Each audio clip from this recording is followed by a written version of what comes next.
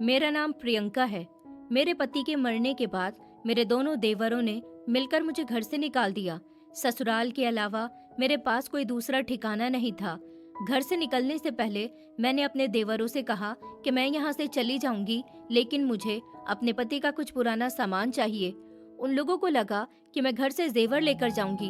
उन्होंने मुझे सख्त मना कर दिया, लेकिन मैंने कहा कि मुझे अपने पति की कीमती चीजें नहीं चाहिए, बल्कि मेरे लिए उनका कीमती सामान उनका वो बैग है जिसमें उनके हाथ की लिखी गई कविताएं और उनकी जिंदगी के लम्हों की कहानी वाली डायरिया रखी हुई थी। जब मैंने वो बैग अपने हाथ में उठाया तो मेरे दोनों देवर और देवरानियां जोर जोर से हंसने लगी और कहने लगी, इन किताबों का ये क्या करेगी, इसको तो हम रद्दी में देने वाले थे। मैं खामोशी से अपने बच्चों को लेकर वहां से निकल आई थी और अपनी जिंदगी एक छोटे से कच्चे घर में बिताने लगी। मैं अपने पति की हाथ की लिखी हुई डायरी उस बैग से निकालती और पढ़ लेती थी। पढ़कर बाद में मैं उसी बैग में रख दिया करती थी। लेकिन एक दिन मैंने उस बैग को धोने के लिए जब खाली किया तो उसमें मुझे खुफिया लेटर और बैंक लॉकर की चाबी मिली, जिसमें मेरे पति ने मेरी शादी 7 साल पहले एक ऐसे इंसान के साथ हुई थी जो मुझे बहुत मोहब्बत करता था। मेरे पति का नाम केशव था। मेरे ससुराल में मेरे पति के अलावा उनके 2 छोटे भाई भी थे। वो दोनों भी लगभग जवान ही थे। मेरे पति ने कामयाबी हासिल करने के लिए और अपने भाइयों के हर सपने और ख्वाहिशों को पूरा करने के लिए उन्होंने अपनी शादी नहीं की थी और अपनी उम्र ज्यादा करते रहे। उन्होंने अपनी आधी से ज्यादा जिंदगी अपना कारोबार खड़ा करने और अपने भाइयों को अच्छी जिंदगी देने में गुजार दी थी। और फिर जब दुनिया वालों ने उनसे कहा कि अब आपको अपने लिए किसी हमसफर का चुनाव कर लेना चाहिए, आपको शादी कर लेनी चाहिए, तब उन्होंने मेरे घर रिश्ता भेजा। हमारी शादी लव मैरिज नहीं थी। मेरी माँ उनके बंगले में काम करती थी। मेरी माँ बहुत बूढ़ी हो चुकी थी, उनसे कमजोरी की वजह से काम नहीं होता था, मगर फिर भी वो अपने हाथ पैर चला रही थी। हम एक छोटे से कच्चे से घर में रहते थे। मेरे पिता इस दुनिया में नहीं थे और मैं अपने माता पिता की इकलौती बेटी थी। हम बहुत ही गरीब लोग थे। पहले मेरी माँ मोहल्ले के घरों में काम किया करती थी, जहाँ से उन्हें कम पैसे मिलते थे।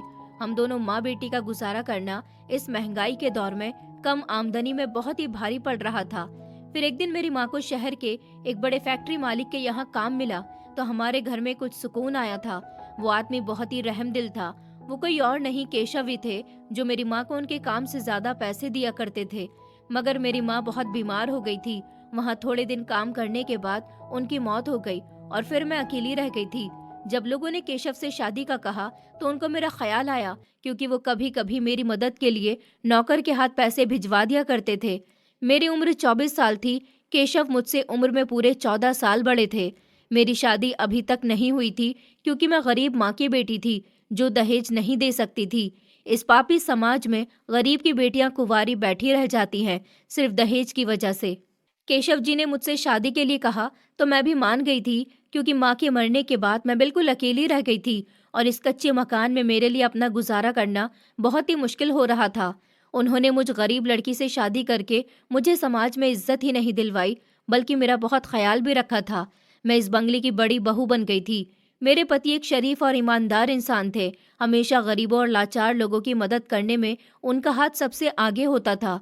उनके दोनों भाइयों को मैंने अपने छोटे भाइयों की तरह समझा और मैं उन दोनों की बहुत इज्जत किया करती थी। मेरे बड़े देवर का नाम कुलदीप था और छोटे देवर का नाम अजय था। शादी के 2 साल बाद मुझे ऊपर वाले ने एक बेटा दिया था, जिसके हमारी जिंदगी में शामिल होने पर हमारी खुशियां दुगनी हो गई थी। मेरी जिंदगी में कोई कमी नहीं रही थी, सब कुछ बहुत अच्छा चल रहा था। लेकिन फिर मेरे पति को एक ऐसी बीमारी ने आकर घेर लिया जिसने उनके शरीर को तोड़ना शुरू कर दिया। मेरे पति का इलाज काफी बड़े बड़े डॉक्टर से चलता रहा, लेकिन वो गुजरते हुए समय के साथ कमजोर होते चले गए। उनकी हालत सुधरने के बजाय और भी बिगड़ती चली गई। मैं उनका बहुत ख्याल रखती थी। मेरे दोनों देवर मेरे पति का कारोबार संभाल रहे थे। मेरे पति ने हमारी शादी के 3 साल बाद ही अपने दोनों भाइयों की शादी भी कर दी थी। उन दोनों ने अपनी पसंद की लड़कियों से शादी की थी। मेरे दोनों देवरानियां अच्छी थी, मेरी बहुत इज्जत किया करती थी। कारोबार मेरे देवर ने संभाल लिया था और मेरी दोनों ही देवरानियां घर संभालने लगी। इसी तरह से वक्त काफी गुजर गया था। मैं सिर्फ अपने पति की सेवा में लगी रहती थी। उनको अपने इस कठिन समय में मेरी बेहद जरूरत थी। हमारा बेटा 5 साल का हो गया था। एक बेटा होने के बाद हमारी दूसरी औलाद नहीं हुई। मेरे देवरों के यहाँ 2-2 बच्चे हो गए थे। हमेशा अपने पति के रिकवर होने की मैं प्रार्थना ऊपर वाले से करती रहती थी, मगर एक दिन बीमारी से लड़ते लड़ते उनकी सांसें बंद हो गईं और फिर मैं विधवा हो गई। उनकी मौत का सदमा मेरे दिल पर बिजली बनकर गिरा था। मेरे बेटे के सर से पिता का साया उठ गया था। ये घर जो हमेशा खुशियों से महकता रहता था, अब वीरानी में बदल गया था। मैं अपने बेटे को सीने से लगाकर रोती रहती थी। इस घर में अब पहले जैसी चहल पहल नहीं रही थी। मेरे पति मुझसे और हमारे बेटे से बहुत प्यार करते थे। उन्होंने हमारे बुढ़ापे के लिए और हमारे बेटे के सुनहरे भविष्य के लिए कई सारे सपने देखे हुए थे, जिसका जिक्र उन्होंने अपनी डायरी में लिखा था। मेरे पति को डायरी लिखने का बहुत शौक था और वो डायरी में अपनी जिंदगी के खुशी और दुख भरे पलों के साथ कविताएं भी लिखते थे। ये उनका शौक था।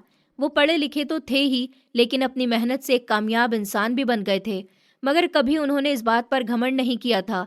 इस घर का हर इंसान जो मेरे पति और मेरी बहुत इज्जत किया करता था, अब उनके जाने के बाद सबके व्यवहार मेरे और मेरे बेटे के साथ बदलने लगे थे।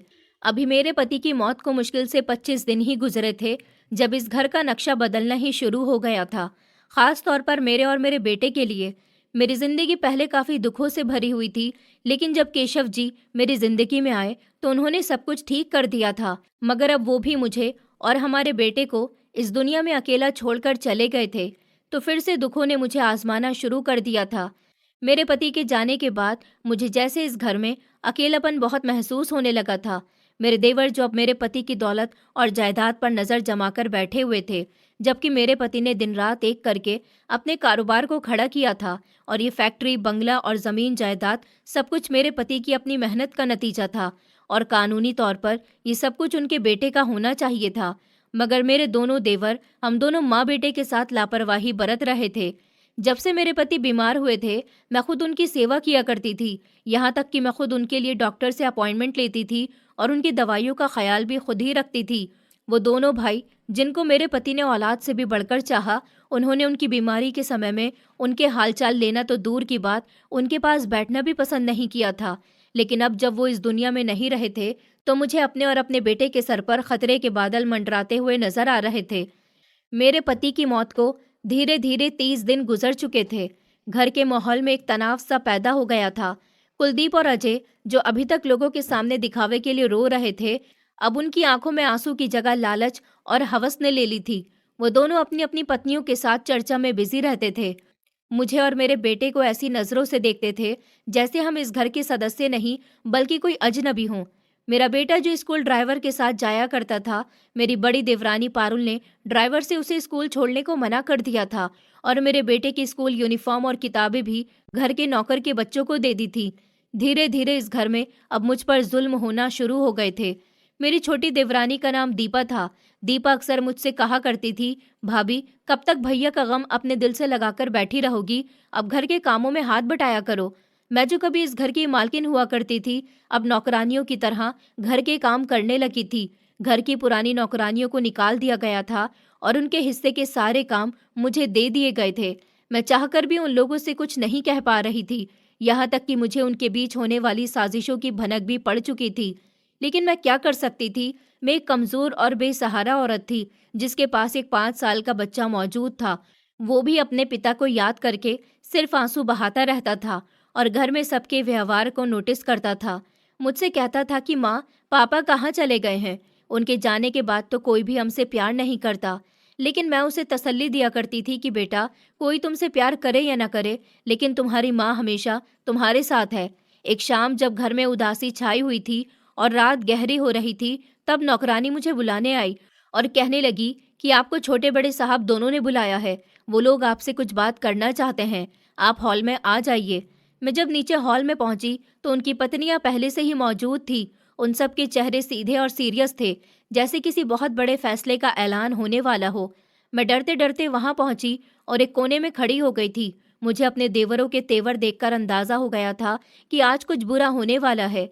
मेरे बड़े देवर कुलदीप ने अपना गला साफ करते हुए बात की शुरुआत की। कहने लगा, देखो भाभी, भैया तो अब इस दुनिया में नहीं रहे और इस घर की व्यवस्था को देखना अब हमारी जिम्मेदारी है। आप जानती हो कि महंगाई का दौर है और बिजनेस के हालात भी कुछ ज्यादा अच्छे नहीं हैं। ऐसे में इतने बड़े घर के खर्च उठाना और फिर तुम्हारी और तुम्हारे बेटे की जिम्मेदारी निभाना हमारे लिए बहुत मुश्किल हो रहा है। अजय अपने बड़े भाई की बात सुनकर उसकी हाँ में हाँ मिलाने लगा और बोला कि जी भैया, आप बिल्कुल ठीक कह रहे हैं। और वैसे भी भाभी, आप तो जानती हो कि अब आप विधवा हो चुकी हो। विधवा औरतों को समाज में अच्छा नहीं समझा जाता। हमारे आगे भी बच्चे हैं। आपका बेटा बहुत बदतमीज है, हमारे बच्चों के साथ खेलेगा तो गलत संगत हमारे बच्चों को लगेगी। कल को लोग भी बातें बनाएंगे कि इस घर में केशव की विधवा रहती है। हमारे बच्चे जवान होंगे तो उनके रिश्तों में भी परेशानियां आएंगी। मैं तो उनकी बातें सुनकर दंग रह गई थी। मैंने कहा, मेरा बेटा बदतमीज नहीं है, मैंने उसे अच्छे संस्कार दिए हैं। मैं उसे हमेशा अच्छी बातें सिखाती हूँ। वो तुम लोगों के बच्चों के साथ नहीं खेलता। और अगर मैं विधवा हुई हूँ तो इसमें मेरा कोई कसूर नहीं है।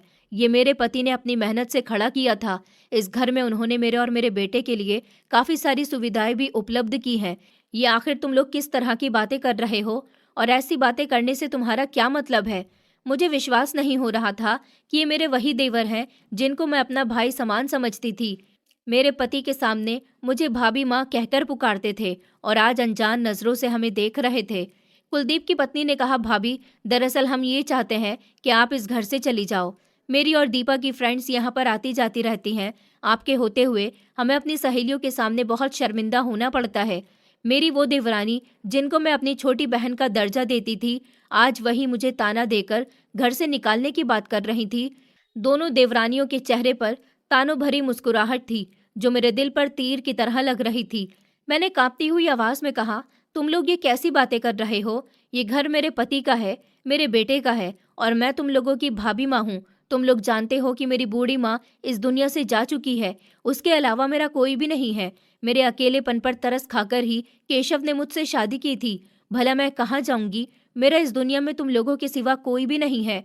क्या मेरे पति के मरते ही तुम लोग मुझे भूल गए? क्या ये भूल गए कि तुम लोगों की खुशियों के लिए मेरे पति ने कितनी कुर्बानी दी है? तभी मेरा छोटा देवर अजय कहने लगा, भाभी, जज्बात से काम मत लो। ये घर कानून के मुताबिक हमारा भी है, क्योंकि हम भैया के छोटे भाई हैं और इस घर के वारिस हैं। तुम पराई हो। तुम जैसी गरीब औरत को इस घर में उन्होंने जगह दी, तुम्हें अपनी पत्नी बनाया, तुम्हें जमीन से उठाकर आसमान पर बिठा दिया। बस हमारे भाई ने तुम पर बहुत उपकार कर दिए। अब तुम इस घर से अपने बेटे को लेकर चली जाओ। और अगर तुम अपने बेटे के हक की बात करोगी तो सुन लो कि जब भैया बीमार हुए तो उनके बिजनेस को हम ही संभाल रहे थे। उनके इलाज पर काफी पैसा खर्चा हो गया था, इसलिए तुम्हारे बेटे का हक हमने भैया के इलाज पर खत्म कर दिया। और वैसे भी तुमने हमारे भैया के आखिरी दिनों में उनके दिमाग पर कब्जा कर लिया था। पता नहीं उनसे क्या क्या लिखवा लिया होगा। लेकिन हम तुम्हें बता दें कि हम एक इंच जमीन या एक पैसा भी तुम्हें नहीं लेने देंगे। अब हमारे भैया इस दुनिया में नहीं है। उनके जाने के बाद हम तुम्हारा और तुम्हारे बेटे का बोझ नहीं उठा सकते। ये सुनकर मेरी आंखों से आंसू बहने लगे थे। मैंने हाथ जोड़कर कहा कि ऊपर वाले के लिए ऐसा मत कहो। मैंने अपने पति की सेवा किसी लालच में नहीं की थी। वो मेरे पति थे, मेरा सब कुछ थे। मुझे दौलत या जमीन का लालच नहीं है। बस मुझे इस घर के एक छोटे से कोने में रहने दो। मैं आपकी नौकरानी बनकर रह लूंगी। बस मुझे छत से मजबूर मत करो। मैं कहाँ जाऊंगी? ये दुनिया बहुत जालिम है। मैं अकेली औरत अपने बेटे को लेकर कहाँ ठोकरे खाती फिरूंगी? ये बच्चा भी छोटा है, मैं इसे लेकर कहाँ जाऊं? लेकिन उन पत्थर दिल लोगों पर मेरे आंसुओं का कोई असर नहीं हुआ था। पारुल ने ताने भरे अंदाज में कहा, अरे यहाँ नौकरानी बनकर रहोगी और फिर धीरे धीरे पूरे घर पर कब्जा कर लोगी। हम तुम्हारी चाल को खूब समझते हैं।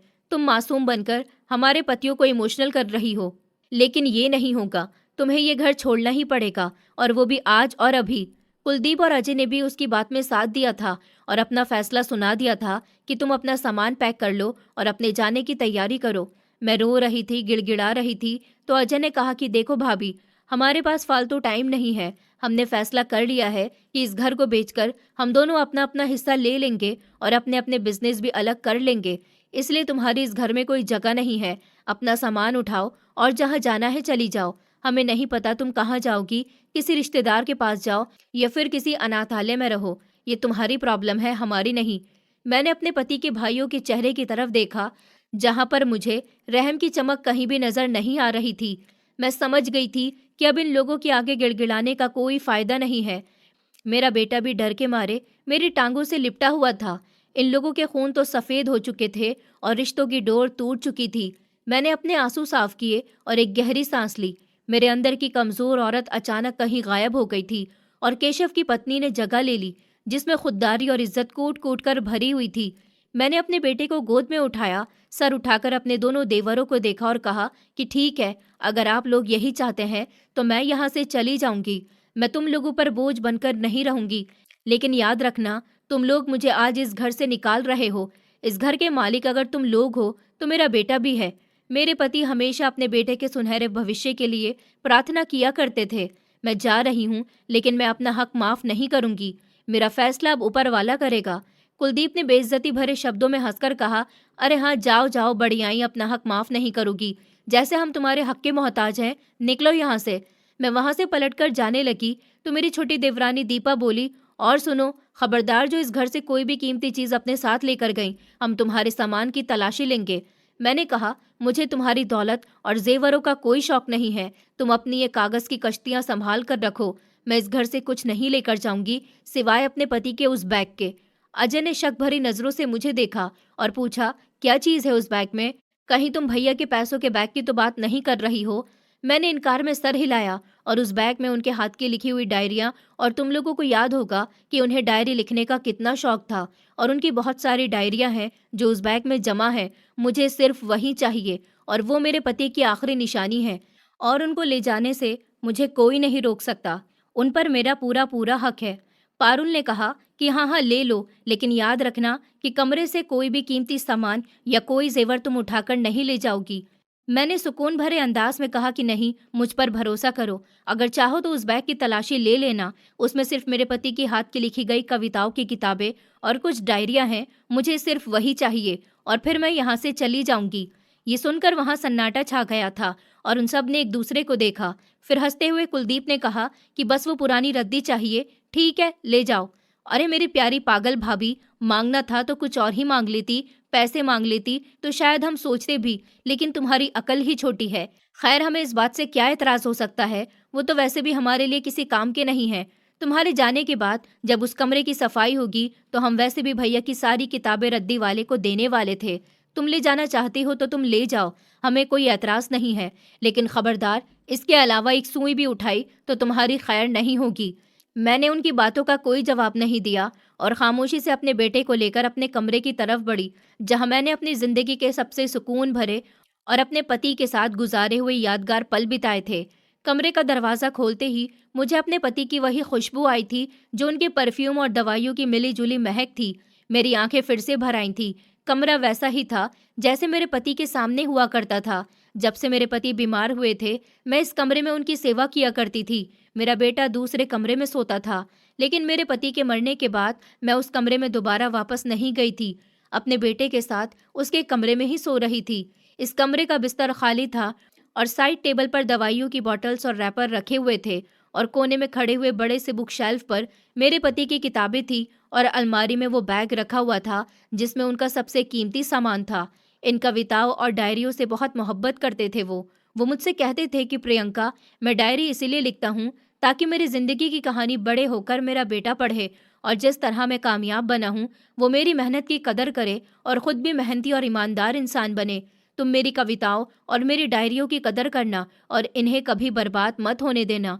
उस समय तो मुझे वो बात समझ नहीं आई थी, लेकिन आज जब सारी दुनिया ने मुझे तन्हा छोड़ दिया तो मुझे अपने पति की बात याद आ गई थी। मैंने कांपते हुए हाथों से उस बैग को उठाया और अपने सीने से लगाया। मुझे ऐसा महसूस हुआ जैसे मैं अपने पति से मिल रही हूँ। मेरे अंदर एक अजीब सी ताकत और सुकून उतर आया था। मुझे लगा कि मैं अकेली नहीं हूँ, मेरा बेटा और ऊपर वाला मेरे साथ है। मेरे पति की प्रार्थनाएं हमारे साथ हैं। मैंने रोती हुई आंखों से उस कमरे पर नजर डाली, वो कमरा जहां मैंने अपने पति की सेवा की थी, जहां मैंने अपने पति के साथ हसीन पल बिताए थे। ये कमरा अब मेरे लिए अजनबी हो चुका था। मैं धीमे कदमों से चलती हुई वापस बाहर की तरफ आ गई थी। वो सब मेरे वापस जाने का बेसब्री से इंतजार कर रहे थे। उन्होंने देखा कि मेरे हाथ में मेरे पति का वो बैग है जिसमें उनकी यादें हैं। अजय ने हंसते हुए कहा, ले लिया अपना खजाना, जाओ अब और दोबारा कभी पलटकर यहाँ मत आना। मैंने उनकी तरफ देखा। मेरी नजरों में ना गुस्सा था ना शिकायत थी, बल्कि एक अजीब सा रहम था। मैं उनकी अक्ल पर अफसोस कर रही थी। मैंने दरवाजे की तरफ पलटकर देखा जो आज मुझे इस घर से बाहर धकेल रहा था। मैं अपने बेटे का हाथ पकड़कर और अपने पति का बैग कंधे पर टांगकर गेट तक पहुंच गई थी। वॉचमैन ने सर झुकाकर गेट खोला। उसकी आंखों में भी नमी थी, क्योंकि वो मेरी शराफत और पवित्रता की गवाह थी। मैंने दहलीज पार की और सड़क पर कदम रखा। शाम का अंधेरा अब रात की सियाही में बदल रहा था। मेरे बेटे श्लोक को डर लग रहा था। मैंने उसे अपने सीने से लगा लिया था। ठंडी हवा के झोंके चल रहे थे। मेरे पास कोई ठिकाना नहीं था, लेकिन मेरे सीने से लगा हुआ मेरा बेटा मेरी सबसे बड़ी ताकत था। पीछे घर का दरवाजा मेरे लिए बंद हो चुका था, जिसने मेरे और मेरे पति के बीते हुए समय के बीच हमेशा के लिए एक दीवार खड़ी कर दी थी। मैं खाली हाथ थी, न पैसा था, न जेवर थे, न छत थी, लेकिन मैं फिर भी सबसे ज्यादा दौलतमंद थी, क्योंकि मैं अपने पति की सबसे कीमती निशानी लेकर निकली थी। मेरे बेटे को भूख लग रही थी, मगर मेरे पास पैसे नहीं थे। मैं अपनी बदकिस्मती को रो रही थी और अपने बेटे को बार बार तसल्ली दे रही थी, बेटा सब्र करो, सब ठीक हो जाएगा। मुझे नहीं पता था कि हमारी अगली सुबह कहाँ होगी, लेकिन मुझे विश्वास था कि ऊपर वाला ही मुझे रास्ता दिखाएगा। उन लोगों ने मुझे घर से निकालकर ये समझ लिया था कि वो लोग जीत गए हैं, लेकिन वो ये भूल गए थे कि जुल्म का अंत भी होता है और जालिमों को हिलाकर रख देता है। ऊपर वाले ने अपनी रस्सी उन पर कसनी शुरू कर दी थी। मैं तो अंधेरे में गुम हो गई थी, लेकिन मेरे हाथ में मौजूद सामान और मेरी गोद में मेरा बेटा था। मेरा बेटा बार बार रो रहा था। शहर की सड़कें वीरान हो चुकी थी। जब मैं फुटपाथ पर चल रही थी, हम दोनों माँ बेटे को ठंड लग रही थी। हमारा शरीर कांप रहा था। मैंने अपनी साड़ी के पल्लू से अपने बेटे को ढका हुआ था, जो कि हवा से बार बार उड़ रहा था, मगर मेरे दिल में एक अजीब सा सुकून था। मुझे ऐसा महसूस हो रहा था जैसे मेरा पति मेरा हाथ थामकर मेरे साथ है। मेरे पास सर छुपाने को न छत थी और न ही पैसे थे। मैंने कई बार सोचा कि मैं कहाँ जाऊं। फिर मुझे अपनी माँ का वो घर याद आया जिसमें मैं शादी से पहले रहा करती थी। हमारा कच्चा सा मकान, जो सिर्फ छोटी सी जमीन का एक टुकड़ा था। केशव से शादी होने के बाद मैं दोबारा कभी उस घर में वापस नहीं गई थी, लेकिन अब वही घर मेरा और मेरे बेटे का सहारा बनने वाला था। मैं जब वहां गई तो वहां बहुत गंदगी फैली हुई थी। कई सालों से ये घर खाली पड़ा हुआ था। मैंने उसकी सफाई की और फिर जमीन में एक चादर बिछाकर अपने बेटे को लेकर बैठ गई थी। मेरा बेटा भूख से बुरी तरह से तड़प रहा था। मैं पड़ोस वाले घर में उसके लिए खाना मांगने के इरादे से चली गई थी। इस मोहल्ले के लोग मेरी माँ को बहुत अच्छे से जानते थे और मुझे भी, और हमारी बहुत इज्जत किया करते थे। मैंने पड़ोस वाली मासी का दरवाज़ा बजाया तो उन्होंने मेरी परेशानी सुनकर मुझे खाना दे दिया था। वो खाना मैंने अपने बेटे को खिलाया और फिर उसे सुकून की नींद सुला दिया था। इस मोहल्ले के लोगों को यही पता था कि मेरी शादी एक अमीर आदमी के साथ हो गई, मगर जब उन लोगों को ये पता चला कि मेरा पति मर गया है और मेरे देवरों ने मुझे घर से बाहर निकाल दिया, तो उन लोगों को मुझ पर बहुत तरस आया था और उन लोगों ने मेरे देवरों के व्यवहार का अफसोस किया था। इस मोहल्ले में लगभग सारे ही गरीब लोग रहते थे, जिनकी आमदनी भले ही कम थी, घर छोटे थे, लेकिन दिल बहुत बड़ा था। ये सभी लोग मेरी माँ की बहुत इज्जत करते थे, इसलिए कोई ना कोई मुझे अपने घर से खाना देकर चला जाता था। मैं इन लोगों की बहुत शुक्रगुजार थी कि ये मोहल्ले के लोग मेरा बहुत ख्याल रख रहे थे, लेकिन मैं इन लोगों के एहसाने तले कब तक रह सकती थी। अब मेरी जिंदगी की शुरुआत इस कच्चे मकान से हो चुकी थी। मैंने फैसला कर लिया था कि मैं मोहल्ले के लोगों पर बोझ नहीं बनूंगी। मैंने मोहल्ले के गरीब बच्चों को ट्यूशन पढ़ाना शुरू कर दिया था और साथ ही लोगों के कपड़े भी सिलाई करने का काम करने लगी थी। मेरा बेटा बार बार अपने घर को याद कर रहा था। मैंने उसे समझा दिया था कि बेटा, अब वो घर हमारा नहीं है। वो खेलता नहीं था, ज्यादा किसी से बात नहीं करता था। वो भी समझ गया था कि हमारी जिंदगी में काफी कुछ बदल गया है। जो खाना हम खाते थे और जो अब खा रहे थे, उससे मेरे बेटे का पेट भी नहीं भर रहा था, क्योंकि बड़ी मुश्किल से अब हम 2 वक्त की रूखी सूखी रोटी खा रहे थे और कई बार तो हमें भूखा भी रहना पड़ता था। लेकिन मैं फिर भी अपने बेटे को खुश करने की कोशिश करती थी। मैं रोज अपने बेटे को घर में ही रहकर नए से नए गेम सिखाती थी, ज्यादा से ज्यादा उसे टाइम दिया करती थी और उसे उसके पिता की कमी महसूस नहीं होने दे रही थी। मैं खुद भी अपने पति की किताबें और डायरियों को पढ़ा करती थी, तो मुझे ऐसा लगता है जैसे मेरे पति मेरे साथ हैं। मैं रो रो कर ऊपर वाले से प्रार्थना करती थी, ऊपर वाले से अपने सुख दुख बांटती थी और अपने काम में लग जाती थी। मेरे हाथ जो कभी नाजुक और कोमल हुआ करते थे, अब मेहनत करने से खुरदुरे हो गए थे, लेकिन मेरी आत्मा निखर गई थी।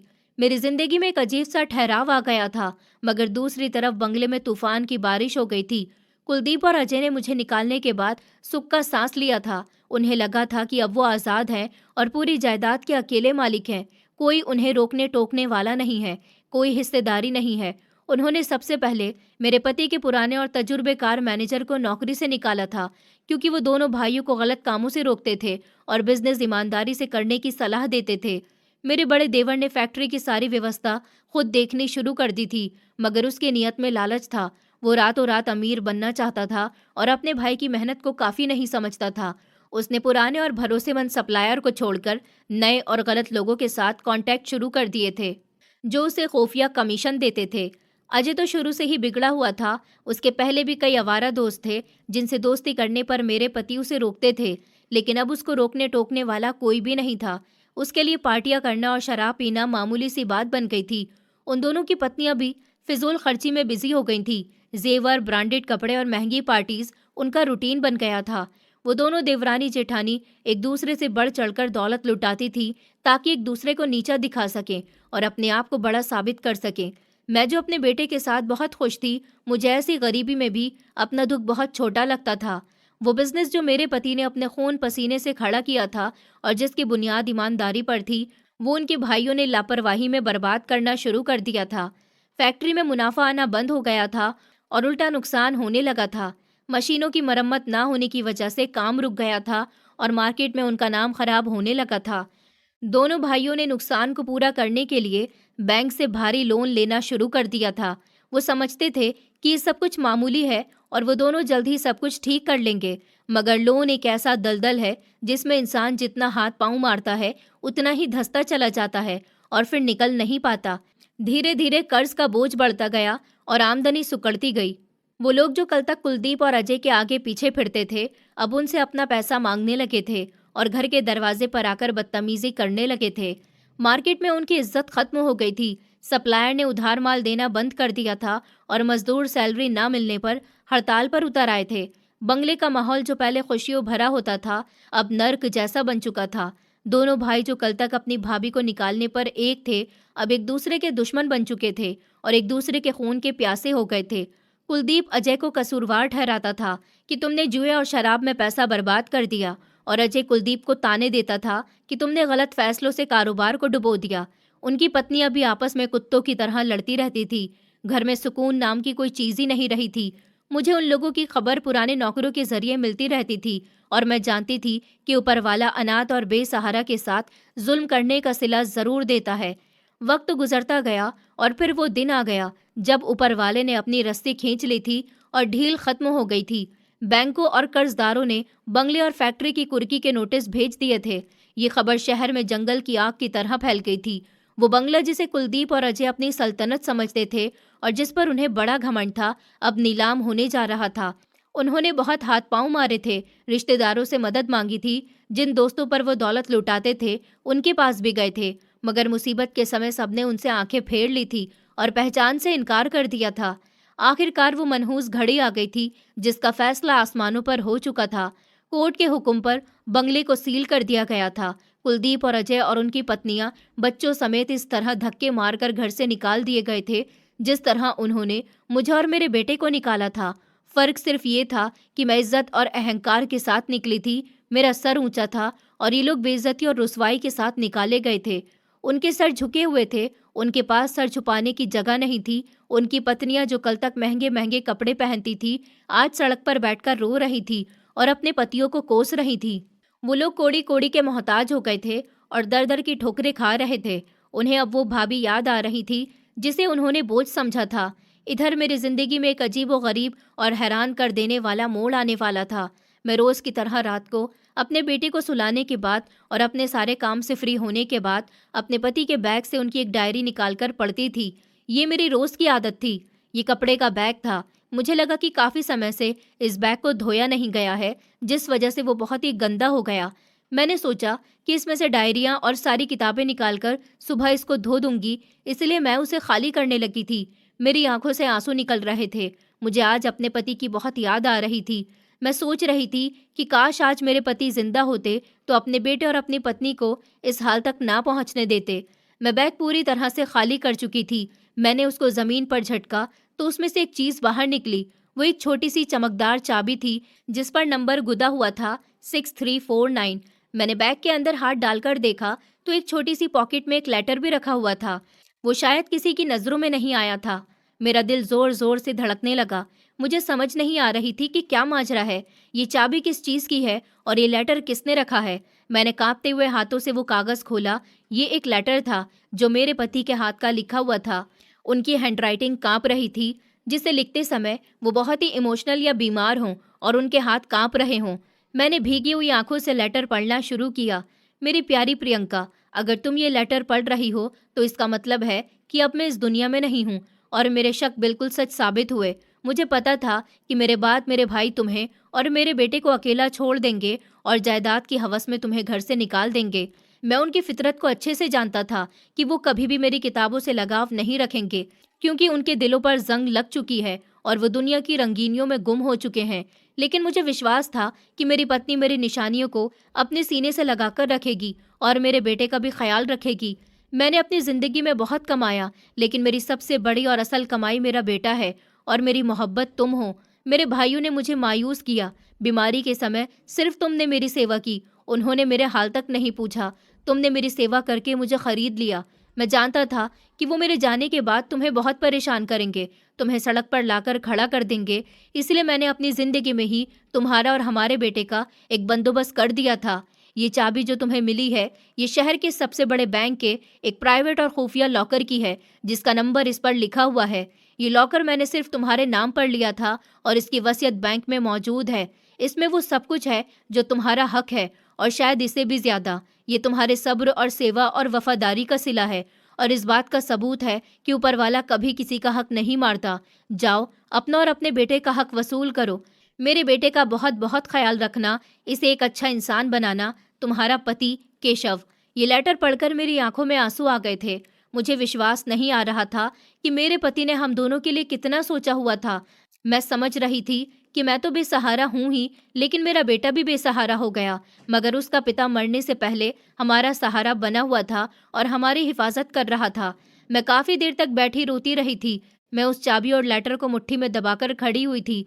अब मेरे अंदर एक नई हिम्मत और कॉन्फिडेंस था। मैं जानती थी कि ये चाबी सिर्फ दौलत की चाबी नहीं है, बल्कि मेरी खोई हुई इज्जत और मुकाम की चाबी है। मैं अगले ही दिन अपने बेटे को लेकर बैंक पहुंच गई थी। मैंने वहां के मैनेजर से मुलाकात की कोशिश की तो बैंक के स्टाफ के लोग मेरे होलिये को देखकर मुझे रोकने लगे। मगर जब मैंने उनको अपने पति के बारे में बताया तो मुझे फौरन अंदर बुला लिया गया।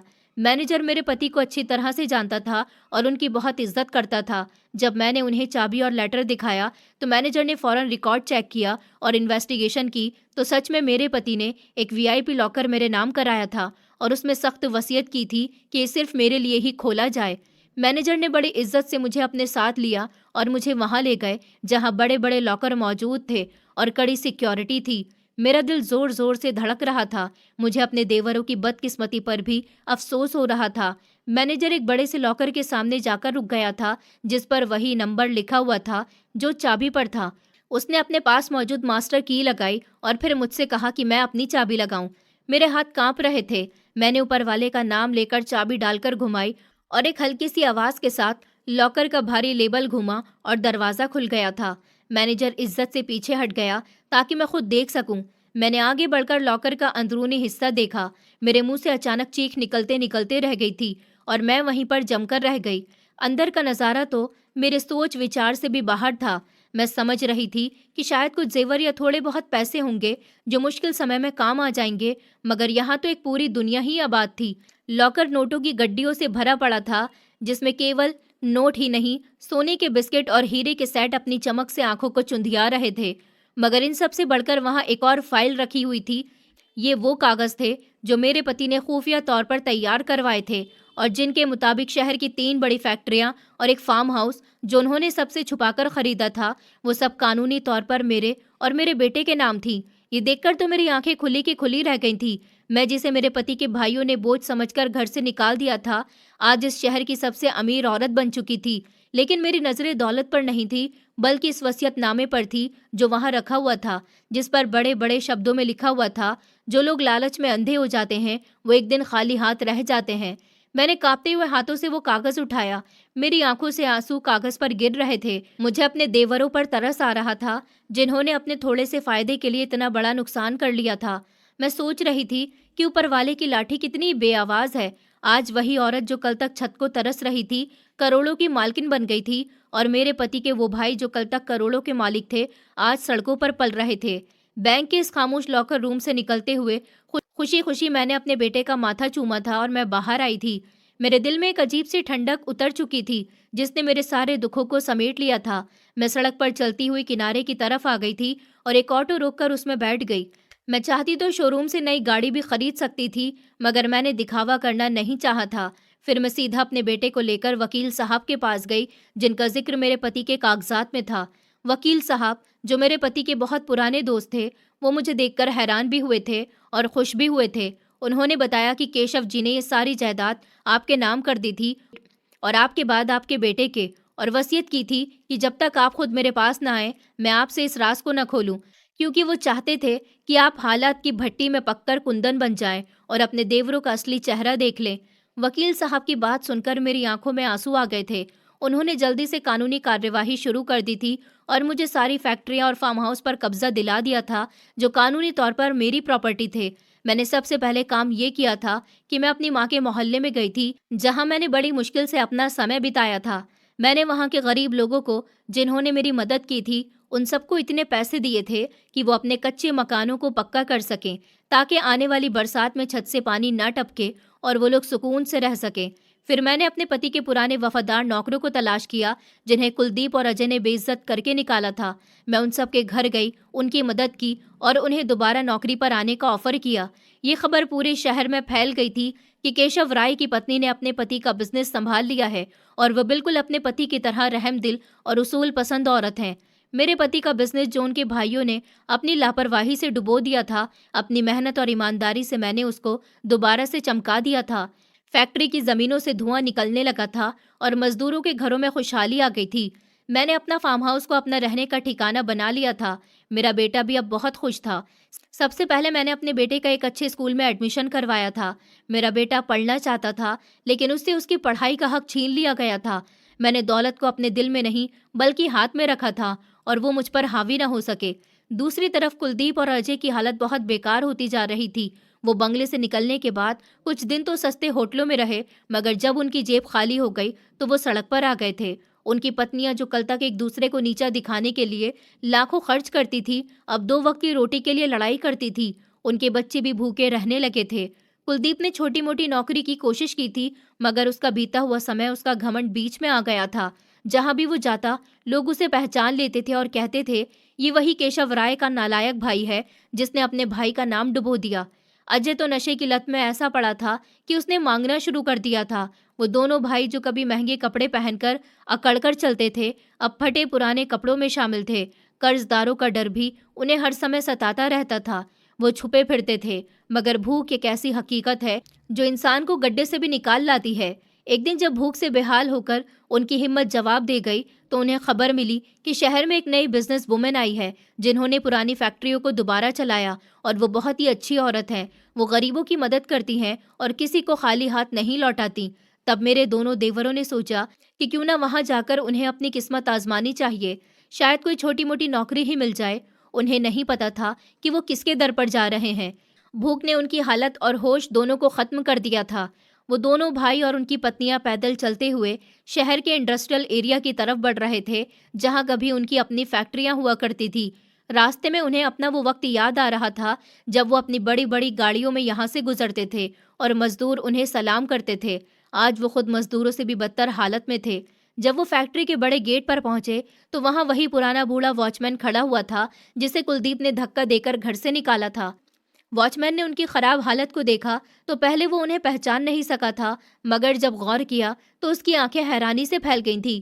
ये उसके पुराने मालिक थे, मगर आज वो नौकर बनकर खड़े हुए थे। वॉचमैन की आंखें भर आई थी। उसने उन्हें रोका नहीं, बल्कि इज्जत से सलाम किया और अंदर जाने दिया। कुलदीप और अजय को शर्म ने घेर लिया था। उन्हें उम्मीद थी कि वॉचमैन उन्हें बेइज्जत करके निकाल देगा, लेकिन उसके व्यवहार ने उनको जलील कर दिया था। उन्होंने कांपती हुई आवाज में कहा, हम फैक्ट्री की मालकिन से मिलना चाहते हैं। हम बहुत मजबूर हैं, हमें यहाँ काम चाहिए। वॉचमैन ने कहा, आप लोग ऑफिस में बैठिए, मैं मैडम को अभी खबर देता हूँ। वो उन्हें लेकर मेरे आलीशान ऑफिस में चला गया था, जहाँ कभी कुलदीप बैठकर हुक्म चलाया करता था। ऑफिस का माहौल बदल चुका था। अब वहाँ शराब की बदबू नहीं, बल्कि अच्छे स्वभाव की खुशबू आ रही थी। वो दोनों डरते डरते एक कोने में खड़े हो गए थे। उन्हें पसीना आ रहा था। कुछ देर बाद अपने चेहरे पर मास्क लगाकर मैं अंदर दाखिल हुई। मैंने अपना चेहरा इसलिए छुपाया हुआ था क्योंकि मैं उसको अपनी पहचान इतनी जल्दी नहीं बताना चाहती थी। मैं आकर अपनी कुर्सी पर बैठ गई और खामोशी से उन दोनों भाइयों को देखने लगी जो सर झुकाकर खड़े हुए थे। कमरे में गहरा सन्नाटा छाया हुआ था। अजय ने हिम्मत करके कहा कि मैडम, हम बहुत ही गरीब हैं और मजबूर लोग हैं। हमारे छोटे छोटे बच्चे हैं जो भूखे हैं। हम पढ़े लिखे हैं, मगर हालात ने हमें यहाँ पहुँचा दिया। हमें कोई भी काम दे दीजिए, हम कर लेंगे, चाहे सफाई करने का ही काम क्यों ना हो। कुलदीप ने भी रोते हुए कहा कि हाँ मैडम, ऊपर वाले के लिए हमारी मदद कीजिए। हम बहुत बुरे समय का शिकार हैं। हमने बहुत गलतियां की हैं। शायद हमें उन्हीं कर्मों की सजा मिल रही है। मैं खामोशी से उनकी बातें सुनती रही और फिर मैंने टेबल के ड्रॉर से वही नीला बैग निकाला और उसमें मेरे पति की वही मौजूद डायरिया रखी हुई थी जिन्हें देखकर कुलदीप और अजय हैरान रह गए थे। उन्होंने सोचा कि ये बैग तो देखा हुआ सा लग रहा है। तभी मैंने अपने चेहरे से मास्क हटा दिया। कुलदीप और अजय के मुंह से चीख निकली और वो लड़खड़ाकर पीछे हटे।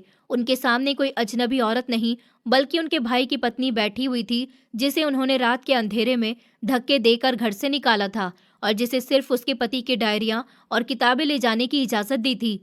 उन लोगों को देखकर मेरी आंखों में आंसू थे, मगर मेरा सर गर्व से ऊंचा था।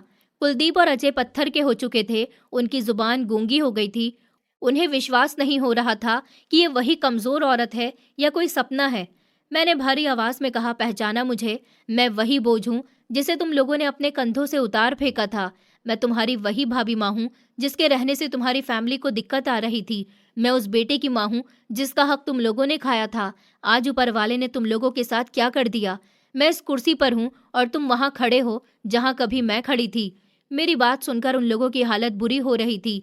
वो मेरे कदमों में गिरने के लिए आगे बढ़े थे, मगर मैंने हाथ उठाकर उन्हें रोक दिया था और कहा था कि नहीं, अब मेरे करीब मत आना, मेरे कदमों में मत गिरना, क्योंकि इज्जत और बेइज्जती देने वाला ऊपर वाला है।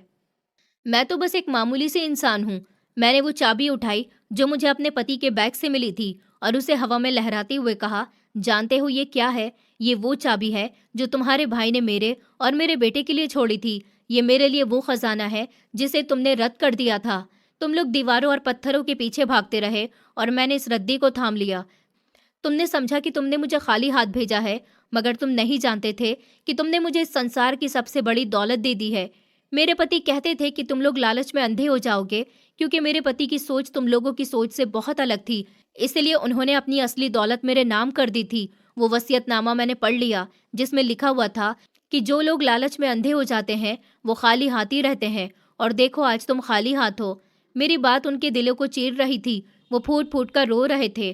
कुलदीप ने रोते हुए कहा कि भाभी, हमें माफ कर दो, हम बहक गए थे। हम तुम्हारे मुजरिम हैं, हम भैया के मुजरिम हैं। हमें जो सजा देनी है दे दो, मगर हमें धुतकारो मत, हम मर जाएंगे। अजय भी गिड़गिड़ा रहा था, भाभी हमें अपनी जूतियों में रख लो, हम तुम्हारे नौकर बनकर रहेंगे, बस हमारे बच्चों पर रहम करो। मैंने एक गहरी सांस ली और अपनी आंखें साफ की। मेरे दिल में अपने देवरों के लिए रहम तो था, मगर ये सिर्फ इंसाफ के लिए था। मैंने कहा, मैंने तुम्हें माफ किया, क्योंकि मैं अपने दिल में नफरत का बोझ लेकर नहीं जी सकती और मैं अपने पति की आत्मा को भी तकलीफ नहीं देना चाहती। मगर मैं तुम्हें ये जायदाद वापस नहीं कर सकती, क्योंकि इसका हकदार तुम लोग नहीं हो, मेरा बेटा है। तुम लोगों ने अपनी सारी जिंदगी अपने भाई की मेहनत की कमाई पर ऐश किया, उसकी मेहनत की कमाई की इज्जत और कदर नहीं की। अगर मैंने तुम्हें ये सब वापस दे भी दिया तो तुम फिर से वही लालची इंसान बन जाओगे जो पहले थे। उन दोनों ने अपना सर झुका लिया। वो दोनों जानते थे कि मैं सच कह रही हूँ। मैंने कहा, मैं तुम्हें सड़क पर भी नहीं छोड़ूंगी, क्योंकि तुम मेरे पति के भाई हो और तुम्हारी रगों में वही खून है जो मेरे पति की रगों में दौड़ता था।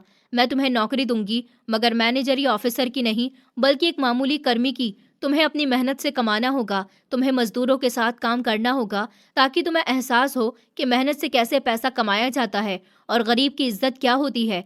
तुम्हें अपनी पत्नियों को भी कहना होगा कि वो घर के कामकाज खुद करें और सिंपल सी जिंदगी गुजारें। तुम्हारे बच्चों की शिक्षा और परवरिश का खर्चा मैं खुद उठाऊंगी, मगर ऐश करने के लिए एक पैसा नहीं दूंगी। ये तुम्हारी परीक्षा है और यही तुम्हारी सजा भी है। अगर तुमने खुद को बदल लिया है तो शायद ऊपर वाला तुम्हें दोबारा कामयाब बना दे, और अगर तुमने वही पुरानी नियत रखी तो फिर मैं भी तुम्हारी कोई मदद नहीं कर सकूंगी। कुलदीप और अजय ने मेरे फैसले को सर झुकाकर स्वीकार कर लिया था। उनके पास और कोई रास्ता भी नहीं था और शायद उनके अंदर का घमंड टूट चुका था। मैंने घंटी बजाकर मैनेजर को बुलाया और हुक्म दिया कि इन दोनों को फैक्ट्री के पैकिंग डिपार्टमेंट में भर्ती कर लिया जाए और उनके साथ वही सुलूक किया जाए जो बाकी मजदूरों के साथ होता है। दोनों भाई जब मेरे ऑफिस से निकलने लगे तो उन्होंने पलटकर मेरी तरफ देखा। मैं जो अपने पति की डायरियों से भरे हुए बैग को अपने सीने से लगा रही थी, उन्हें उस समय एहसास हो रहा था कि उनकी भाभी उनके भाई की तरह कितना बड़ा दिल रखने वाली औरत है। वो अपनी भाभी के आगे कितने छोटे थे और खाली हाथ आए थे, खाली हाथ ही जा रहे थे, मगर अब उनके पास एक उम्मीद थी और सुधरने का एक मौका था। मैंने खिड़की से बाहर देखा, जहां मेरे दोनों देवर मजदूरों की लाइन में खड़े हो रहे थे। मैं जानती थी कि ये सब मेरे पति की ईमानदारी का नतीजा है। मैंने फैसला कर लिया था कि मैं अपनी पूरी जिंदगी अनाथ और विधवा औरतों की मदद करूंगी और अपने बेटे को भी अपने पति की तरह एक ईमानदार इंसान बनाऊंगी। मेरी कहानी हमारे शहर के लिए एक मिसाल बन गई थी। जो लोग रिश्तों को तोड़ते हैं वो खुद टूट जाते हैं, उनके कर्मों की सजा उनको जरूर मिलती है। मैंने साबित कर दिया था कि असल ताकत बदले में नहीं बल्कि माफ करने में है। मैंने अपने देवरों को मछली नहीं दी बल्कि मछली पकड़ना सिखाया ताकि वो दोबारा इंसान बन सकें। और यही इस कहानी का सबसे सुंदर अंजाम था कि दौलत के नशे में रिश्तों को तोड़ा था, मगर ऊपर वाले ने टूटे हुए रिश्तों को एक नई और पवित्र बुनियाद पर दोबारा जोड़ दिया था। इस कहानी की सबसे बड़ी सीख कर्मों का फल भुगतना है, जो हमें ये बताता है कि लालच और हवस इंसान को सिर्फ अंधा ही नहीं करती बल्कि उसे तबाही के ऐसे गड्ढे में गिरा देती है जहां से वापस आना नामुमकिन होता है। दोस्तों, उम्मीद करती हूँ आपको हमारी कहानी पसंद आई होगी। कहानी पसंद आई है तो वीडियो को लाइक करें, चैनल पर नए हैं तो चैनल को सब्सक्राइब करें और हाँ, नोटिफिकेशन बेल को ज़रूर दबाएं ताकि अगली अपडेट सबसे पहले आपको मिले।